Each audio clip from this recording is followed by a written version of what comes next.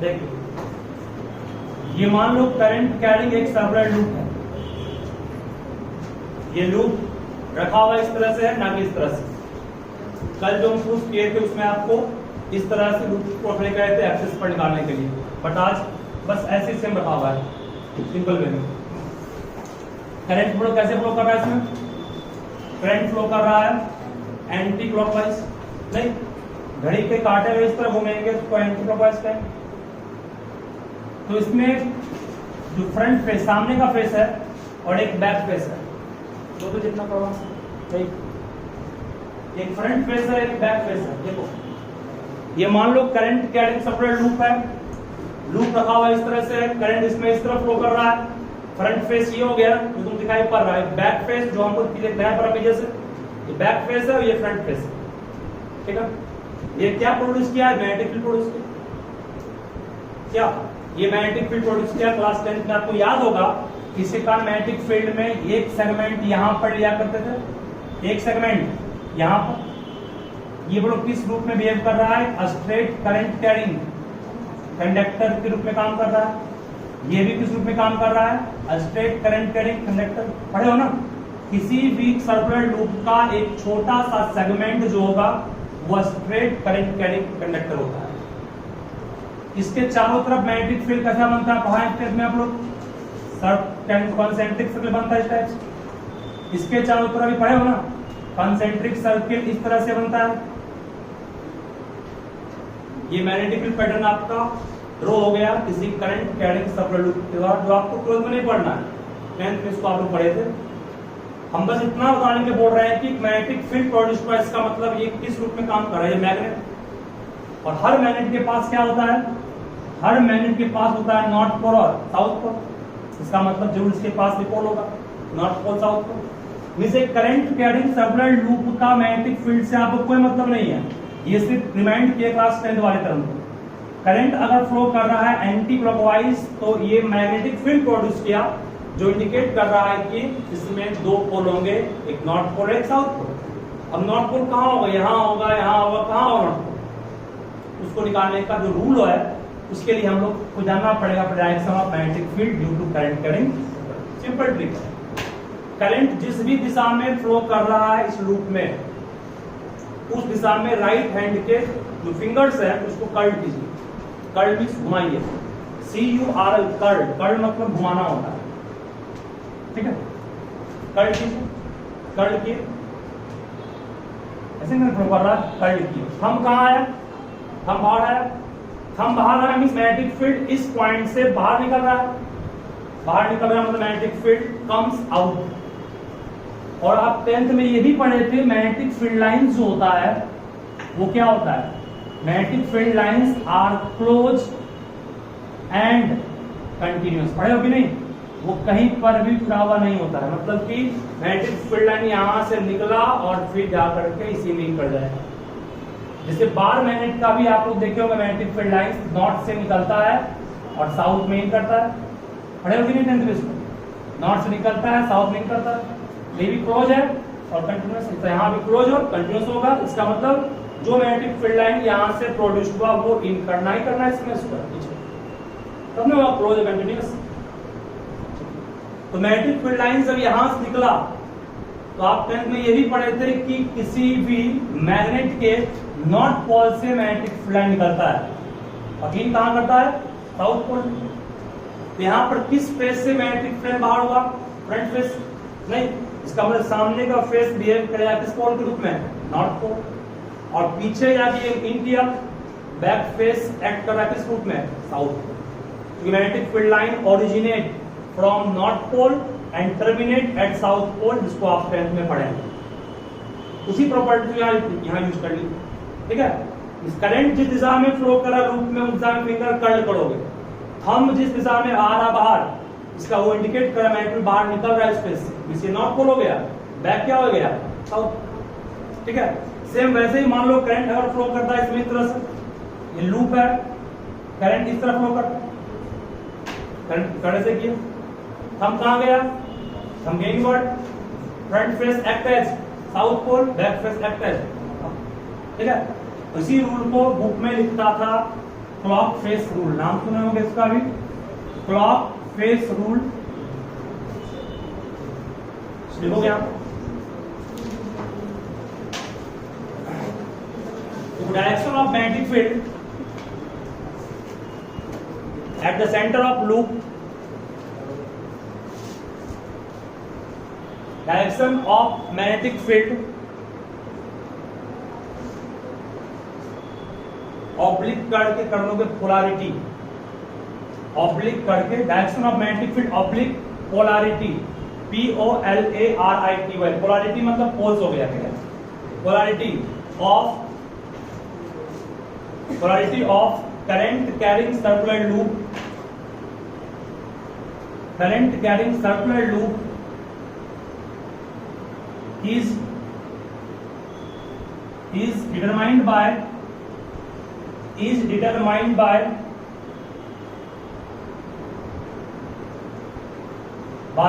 पहला देखोगे clock face rule, दूसरा right hand thumb rule. But यहां पर कुछ अलग है, ये अलग किस मायने में, कर्ल ऑफ फिंगर यहां किस दिशा में होगा, तो कर्ल ऑफ फिंगर का डायरेक्शन क्या होगा, करंट की ओर, और थंब आपको क्या लेगा, thumb gives direction of magnetic field, direction of magnetic field thumb के द्वारा दिया जाएगा, कर्ल ऑफ फिंगर यहां करंट देगा, इसमें right hand thumb rule.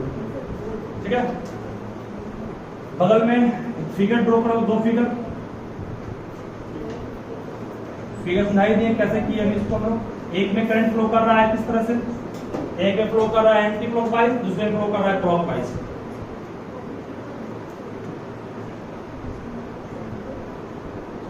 Anti clockwise किस पोल को दिखाएगा, नॉर्थ की साउथ, नॉर्थ यहां एन बना दिए, क्लॉकवाइज किस पोल को दिखाएगा, साउथ, यहां क्या बना दिए, एस।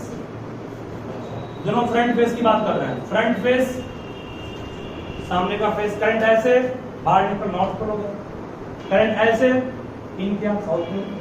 ठीक है, क्लॉक फेस रूल आपको कोई भी चीज को रटने के सिखाता है, ये कुछ बुरा नहीं है, बस ये इतना ही कहा कि अगर करंट फ्लो करेगा anti clockwise then front face act as north pole, और करंट फ्लो करेगा clockwise then front face act as south pole, बस इतना ही कहा था क्लॉक फेस रूल। ठीक है, समझना आप कोशिश है, याद रखना है। टॉपिक ये खत्म हो गया यहां से।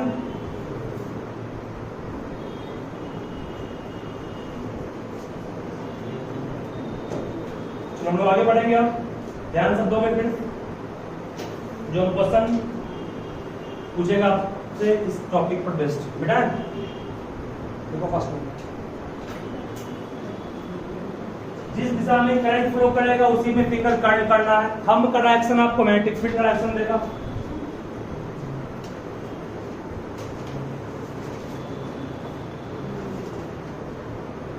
हो गया, नेक्स्ट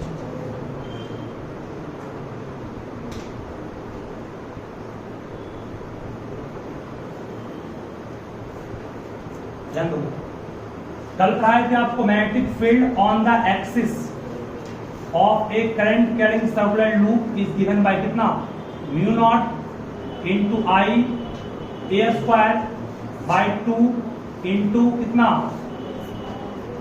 ए स्क्वायर प्लस एक्स स्क्वायर पे पावर 3/2। आ गया ना, ये स्ट्रेंथ ऑफ मैग्नेटिक फील्ड हम लोग निकाले थे, इसके कारण ये स्ट्रेंथ ऑफ मैग्नेटिक फील्ड था किसी करंट कैरिंग सर्कुलर लूप के एक्सिस पर। इसी में एक चीज को और ऐड कर रहा हूं, इस पर भी ध्यान दो। कंसेप्ट को सीखने के बाद थोड़ी मैग्नेटिक फील्ड करंट के डायरेक्टली है कि इनवर्सली है, magnetic field current directly, current बढ़ेगा लूप में तो मैग्नेटिक फील्ड भी बढ़ेगा, नहीं इस वायर में इस लूप में करंट का अमाउंट बढ़ाएंगे, यहां पर मैग्नेटिक फील्ड का घटेगा बढ़ेगा। इसको लूप, इसको हम लोग जोड़ रहे हैं एक टर्म और से, वो टर्म है number of turn. Number of turn का मतलब क्या हुआ, मान लो तुम्हारे पास एक वायर है, ठीक है, एक वायर में भी सिंगल टर्न है, मतलब एक ही बार वायर को हम लोग बस इसको कर्ल किए, इसका मोड़े हैं, इस पर एक और तार लाए और लपेट दिए एक तार और, तो वायर कुछ थिक हुआ कि थिन हुआ, वायर कुछ थिक हो गया ना, वायर थिक हो गया, और टर्न करेंगे वायर और थिक होगा। इस तरह से वायर का थिकनेस बढ़ रहा है ना, वायर का थिकनेस लगातार हम बढ़ा रहे हैं, किसको बढ़ा करके, नंबर ऑफ टर्न को बढ़ा करके। नंबर ऑफ टर्न बढ़ रहा है तो क्या बढ़ रहा है, नंबर ऑफ टर्न को दिखाते हैं स्मॉल एन से। नंबर ऑफ टर्न बढ़ रहा है तो बोलो इस वायर का क्या बढ़ेगा, वायर का थिकनेस बढ़ेगा, वायर की मोटाई बढ़ेगी, वायर का शेप होता है सिलेंड्रिकल, और आप सब जानते हैं इसको काट करके फैलाएंगे तो इस तरह का एक बनेगा सिलेंडर ना। इस सिलेंडर का क्या बढ़ रहा है, ये एरिया बढ़ रहा है ना, ये एरिया क्या है, सीएसए की नहीं है, वायर का सीएसए बढ़ रहा है, ठीक है, वायर क्या बढ़ रहा है, सीएसए बढ़ रहा है। फर्स्ट चैप्टर में इलेक्ट्रिक करंट में तुम पढ़े होगे या 10th में पढ़े थे, रेजिस्टेंस डायरेक्टली होता है लेंथ के, रेजिस्टेंस इनवर्सली होता है किसके, सीएसए, पढ़े हो ना। सीएसए जब बढ़ेगा तो रेजिस्टेंस क्या होगा, घटेगा, सही है। वायर का सीएसए बढ़ गया ना, नंबर ऑफ टर्न बढ़ा है तो वायर मोटा हुआ, वायर थिक हुआ तो सीएसए बढ़ा, सीएसए बढ़ा रेजिस्टेंस कम हुआ, रेजिस्टेंस कम हुआ तो करंट क्या होगा, बढ़ेगा, क्योंकि रेजिस्टेंस और करंट के इन्वर्सली होता है। तो क्यों ओम्स तो कहता था V = I × R, R तो कांस्टेंट है, R कांस्टेंट है तो कह सकते हो V, सॉरी उल्टा बोलते हैं, V कांस्टेंट मान लो होगा, V कांस्टेंट होगा तो V/I = R होगा, मींस R को इनवर्सली कहेंगे I के। I अगर रेजिस्टेंस घटेगा तो करंट बढ़ेगा ना।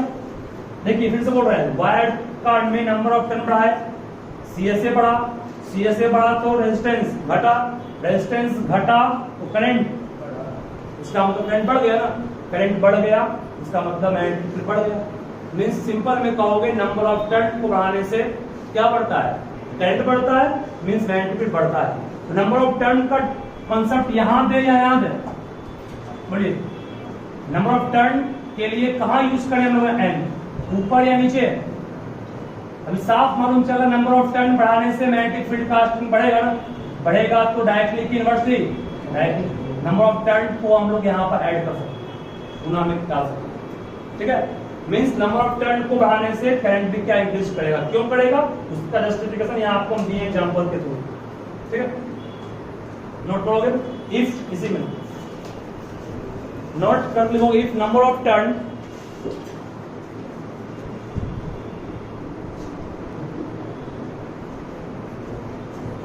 n टाइम्स हो जाएगा यहाँ, ठीक है। और इस पर बेसिक क्वेश्चन है जो बोर्ड में पूछा है 2016 में, बेटा इसको नंबर ऑफ टर्न को बढ़ाने से स्ट्रेंथ ऑफ मैग्नेटिक फील्ड बढ़ेगा, कैसे बढ़ेगा, ये सब इसका जस्टिफिकेशन था, इसको ध्यान रखिएगा। क्वेश्चन लिखोगे, a circular coil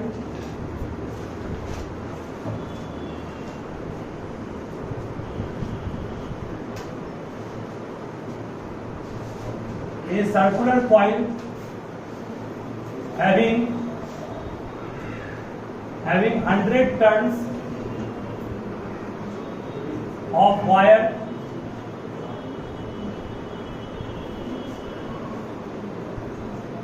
of radius 20 cm lies in XY plane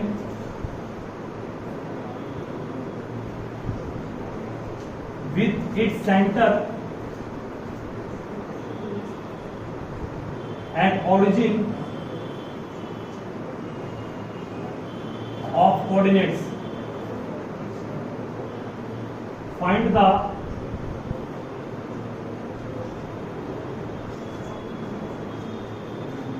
magnetic field at 0,0,20√3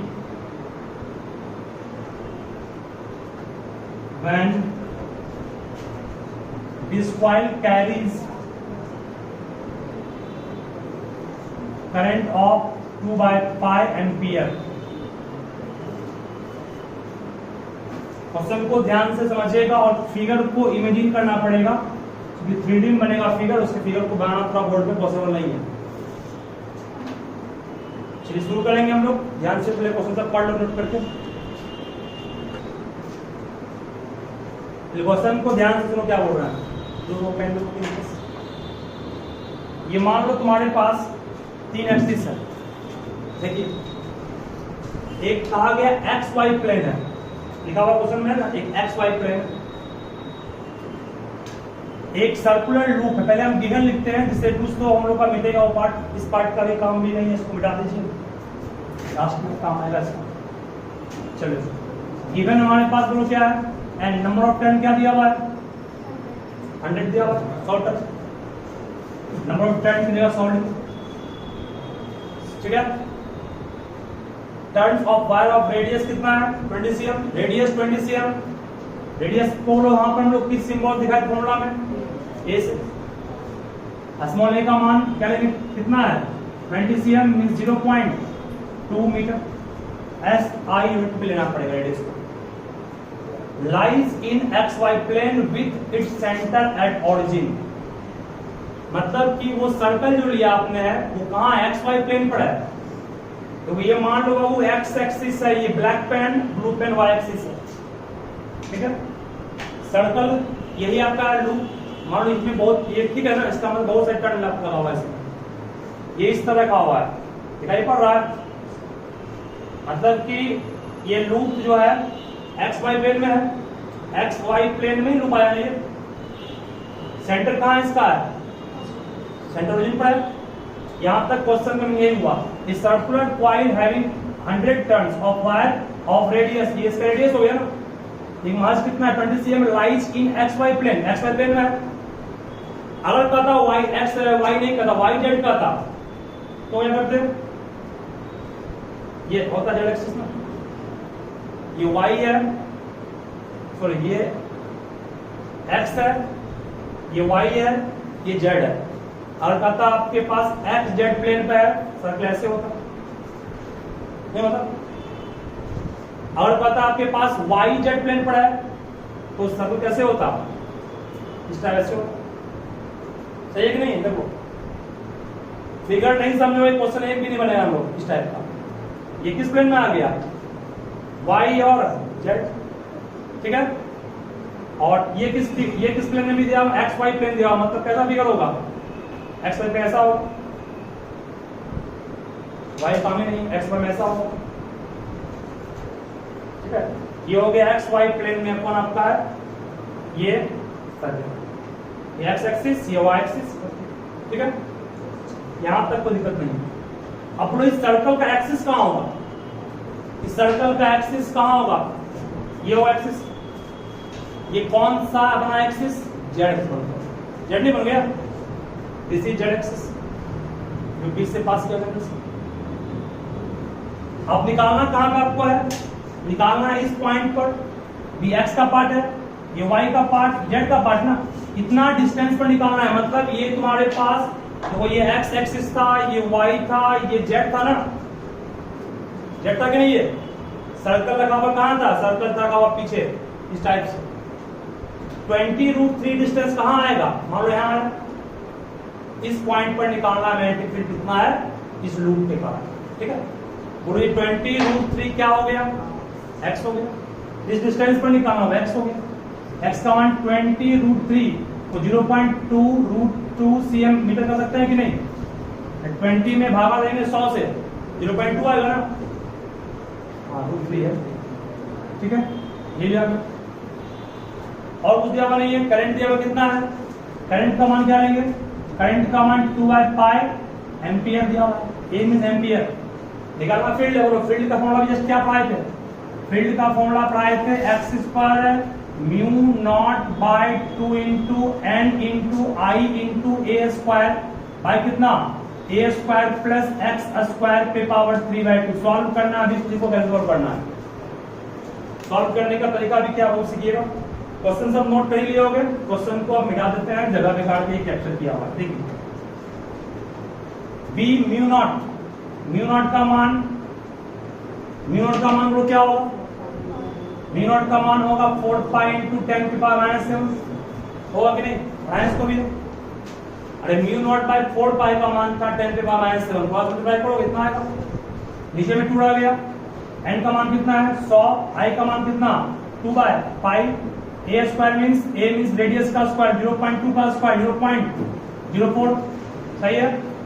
नीचे में क्या है a square plus x square, a square means 0.2 का स्क्वायर 0.04, x का मान कितना है 0.2 रूट 3 का स्क्वायर कितना होगा 0.2 का स्क्वायर 0.4 इंटू 3, 0.04 इंटू 3 1.2, 0.04 इंटू 3 करेंगे, हटेगा 00, काटेंगे 12/10 कितना 0.12 पे पावर कितना, कोई प्रॉब्लम भी नहीं को बोलो यहाँ पर। a का स्क्वायर में 0.2 का स्क्वायर, 0.2 का स्क्वायर कितना होगा 0.2 रूट 3 का स्क्वायर, 0.2 रूट 3 का स्क्वायर यहाँ निकाले 12/100 मतलब 0.1, ठीक है। सपोर्ट किए पाई यहाँ से कट गया, 2 से काटेंगे या नहीं काटे, काट देते हैं, क्यों कट गया यहाँ से, बच रहा है आपके पास 10 की पावर -7, 100 को क्या हटेगा पॉइंट, नीचे में क्या आएगा हटेगा पॉइंट, नीचे में 0 आएगा, ये भी कट गया आराम से, बचा सिर्फ क्या 4 बच गया, 4 जा कितना हो गया 4 जा 16 इंटू 10 की पावर -7 बाय, नीचे में क्या बचा, दोनों को जोड़ो कितना आएगा, दोनों को जोड़ोगे 0.16 आएगा, नहीं आएगा। 0.16 को किसका स्क्वायर कहोगे, 0.16 को 0.4 का स्क्वायर कहोगे, पे पावर कितना है, पावर 3/2 है, 2 भी कर दिया यहाँ से। 0.4 का होल क्यूब क्या होगा, 0.4 का होल क्यूब कहोगे 0.4 × 16 × 64, 0.6 तो सही है ना, 64/1000 करेंगे, सही है। अब इसको सॉल्व कर लोगे, सॉल्व करने का काम भी सिंपल होगा, तो 16 है इंटू 10 पे पावर कितना -7, ध्यान देना यहाँ पर 64 को 64 छोड़ेंगे, नीचे हटेगा पॉइंट 3 हो जाएगा ऊपर, दैट मींस कितना 1 पॉइंट गया ऊपर, 16 चौक 64 कट गया, 4 से कटो कितना आएगा 25 चौक 100 250 आएगा, मतलब 250 इंटू 10 पे पावर -7 टेस्ट का आंसर, ठीक है। 250 इंटू 10 की power -7 Tesla is your answer. अच्छा बताओ यहाँ मैग्नेटिक फील्ड का डायरेक्शन कहाँ होगा, कल सिखाया इस चीज को, मैग्नेटिक फील्ड का डायरेक्शन कहाँ होगा, करंट का डायरेक्शन दिया वो नहीं है, बस आपसे मैग्नेटिक फील्ड का डायरेक्शन किस एक्सिस के अलॉन्ग होगा, x axis, y axis, z axis, z पे होगा, करवा देना कौन, जिस एक्सिस के अलॉन्ग आपका डीवी गया था इधर की ओर, यहाँ पे जेड एक्सिस के अलॉन्ग जेड के अलॉन्ग निकालना है। कल वाले फिगर में भूल गए थे, डिस्टेंस इसके अलॉन्ग था मैग्नेटिक फील्ड, एक्सिस के अलॉन्ग, इसका एक्सिस जेड के अलॉन्ग है, जेड के अलॉन्ग अच्छे से नहीं, प्रॉब्लम किसी पर बोलोगे नहीं पता, सभी ध्यान देना, सभी ध्यान दोगे बात नहीं। 2 कॉइल है आपके पास आइडेंटिकल, मतलब कि उसका रेडियस क्या है सेम है, आइडेंटिकल मतलब समान है, बराबर है, P और Q माना गया, each of radius R लिखा हुआ भी है, and laying in x perpendicular planes, मतलब क्या होगा, एक कॉइल देखिए, एक कॉइल हमने इस तरह रखा और दूसरा कॉइल इस तरह रखा, क्या ये दोनों कॉइल आपस में एक दूसरे के साथ परपेंडिकुलर है कि नहीं है, एक कॉइल ऐसे गया और दूसरा कॉइल ऐसे गया है कि नहीं, ये कैसे है और ये कैसे है, दोनों का सेंटर भी कॉमन आएगा, ये दोनों का कॉमन सेंटर हो गया, वही क्वेश्चन लिखा है, दे हैव कॉमन सेंटर, ये इसका यहां तक का फिगर हो गया। फिगर सुनो, फिर एक कॉइल इस तरह है, मतलब ऐसे कॉइल है इस टाइप, ठीक है, और एक कॉइल आपका इस प्लेन एक्स वाई प्लेन में, दोनों का सेंटर एक आ रहा कॉमन, ये फिगर हुआ है। फिर कहा क्वेश्चन में करंट का डायरेक्शन दिया और मन से मान लेंगे करंट इसमें फ्लो कर रहा है, इस तरह से इसमें करंट फ्लो कर रहा है, इस तरह से कोई दिक्कत नहीं, इस लूप में करंट ऐसे फ्लो कर रहा है, हेलो हेलो जी ना सर, और इस लूप में करंट कैसे फ्लो कर रहा है, इस टाइप से, ऐसे, ठीक है। ये करंट का डायरेक्शन हो गया इस लूप के लिए, और ये आपका करंट का डायरेक्शन किसके लिए है, इस प्लेन वाले लूप के लिए। निकालना कि आपको सेंटर पर टोटल मैग्नेटिक फील्ड का डायरेक्शन और मैग्नीट्यूड क्या है, पूछ रहा है। करंट का अमाउंट अलग अलग है ना, पहले वाले में मान लें करंट आई है, इसमें करंट कितना फ्लो कर रहा है, ठीक है। शुरू करें, यहां तक बाबू दिया हुआ है, first of all both the radius are same, इस लूप का रेडियस आर है, इसका रेडियस भी क्या है, एक लूप आपके पास किस टाइप से है और दूसरा लूप क्या बोला आपको, एक लूप किस टाइप से मान लो है, प्लेन ऐसे रखा हुआ है, और दूसरा लूप इसके अंदर से या बाहर से पास किया, दोनों एक दूसरे के नहीं हुए परपेंडिकुलर, एक ऐसे पास किया, एक ऐसे है और एक ऐसे पास किया, दोनों हो गया परपेंडिकुलर, इस टाइप का फिगर ड्रॉ करेंगे। करंट का अमाउंट दिया हुआ है, रेडियस सेम दिया हुआ है, निकालना क्या है, नेट मैग्नेटिक फील्ड सेंटर पे क्या है, सेंटर पे क्या है, किसी एक्सिस पर नहीं पूछ रहा है। सेंटर पर का मैग्नेटिक फील्ड का फॉर्मूला कल हम लोग डिराइव भी किए, तो वहां से क्या डिराइव किया था, बी सेंटर का फॉर्मूला डिराइव भी किए थे 1/2 into mu not into I by a. इसको डिराइव कहां से किए थे, जो फॉर्मूला आप लोग एक्सिस वाले से प्रूफ किए वहां से भी किए थे, या जो आपका बायो से बट लो तो वहां से प्रूफ किए थे, ठीक है ना।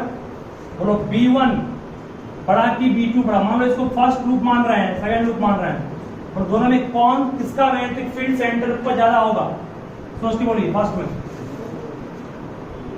B1 का मैग्नेटिक फील्ड सेंटर पर अधिक होगा कि B2 का, दोनों का रेडियस सेम है, दोनों में करंट अलग अलग है, करंट इसमें अधिक है, किसमें, नीचे वाले में, इसका फील्ड अधिक होगा ना। लूप 2 का, इस लूप का करंट ज्यादा है ना, करंट अधिक, तो फील्ड भी क्या अधिक होगा। इसका मतलब तो होगा sir B2 is more than what, B1, ठीक है, ठीक है ना। अब फिर ध्यान क्या बोल रहे हैं, इसमें करंट फ्लो कर रहा है इस तरह से, ऐसे फ्लो कर रहा है ना, ऐसे करंट फ्लो कर रहा है, थंब आउट बढ़ गया, मैग्नेटिक फील्ड का डायरेक्शन यहाँ पर इस लूप के लिए, इस कॉइल के लिए, ऐसे आप टू वाला कॉइल है, सेकेंड कॉइल के लिए मैग्नेटिक फील्ड का डायरेक्शन ऊपर की ओर है ना, ऊपर है, मतलब इस ऐसे ऊपर जा रहा है, मतलब इसका फिगर ऐसे बनेगा, this is the direction of what, B2, सही है। इसका ये लूप ऐसे है ना, एक लूप था ऐसे, एक लूप था ऐसे, इसमें करंट कहां गया, करंट कहां गया, ऐसे गया ना, करंट ऐसे, थंब बाहर आएगा, दूसरा का डायरेक्शन ऐसा होगा, ये क्या हो गया, B1, दोनों के बीच कितना बना angle, 90 degree. Net magnetic field का फॉर्मूला पढ़े हो ना, जब दो परपेंडिकुलर होता है तो मैग्नेटिक फील्ड का फॉर्मूला पढ़े हो, B1 का स्क्वायर प्लस, सॉल्व कर लेंगे, B1 का मान निकाल लेंगे, और म्यू नॉट पुट करेंगे, मिनट को मिनट छोड़ देंगे, आई का मान, देखो B1 का मान आपके पास जो था वही हमारे ख्याल से हो गया, सिर्फ यहाँ पर कौन चेंज किया, एक की जगह बाहर आ गया, 1 माने इसको इक्वेशन। सेकंड वाले में B2 का मान क्या आएगा, B2 का मान 1/2 रिमेन सेम रहा, म्यू नॉट रिमेन सेम रहा, आई वहां क्या आ गया, √3i बाई कितना, r का r रह गया, 2 माने इसको, दोनों में सब कुछ सेम है, एक चीज का आप यहाँ पर डिफरेंस बोल सकते हैं क्या है, सिर्फ √3 का है। बोलो B2 को शॉर्ट में और क्या लिख सकते हो, B2 को शॉर्ट में क्या √3 B1 कर सकते हो कि नहीं, √3 यही छोड़ दिए, या √3 को बाहर निकाल लेंगे, तो B2 का मान क्या आएगा, √3 into 1/2 into mu not into I by r, इस पूरे की जगह पे क्या पुट करेंगे, B1, B2 को √3 B1 कहेंगे, जब B2 को √3 B1 कहेंगे तो यहाँ से आंसर क्या हो जाएगा, अंडर रूट B1 को B1 का स्क्वायर, B2 को कितना बोले अभी हम, √3 B1 ना, √3 B1 का स्क्वायर क्या होगा, 3 B1 का स्क्वायर, जोड़ेंगे कितना आएगा ये, अंडर रूट 4 B1 का स्क्वायर, और सॉल्व करो कितना आएगा, 2B1 में 2 छोड़ दिए, B1 का मान क्या ऊपर निकाल चुके हैं, 1/2 into mu not into I by r, यहाँ से 2 कट गया, that means net magnetic field का आंसर क्या हो गया, this is the answer of this question. देखिए ना, बस सिर्फ फिंगर में डायरेक्शन आपका सेम होना चाहिए, और जो कुछ दिया हुआ है इसको इस तरह ड्रॉ करना है। 2017 में क्वेश्चन पूछा बोर्ड में, ध्यान रखोगे। दोनों क्वेश्चन लगातार पूछा है 16 अक्टूबर में।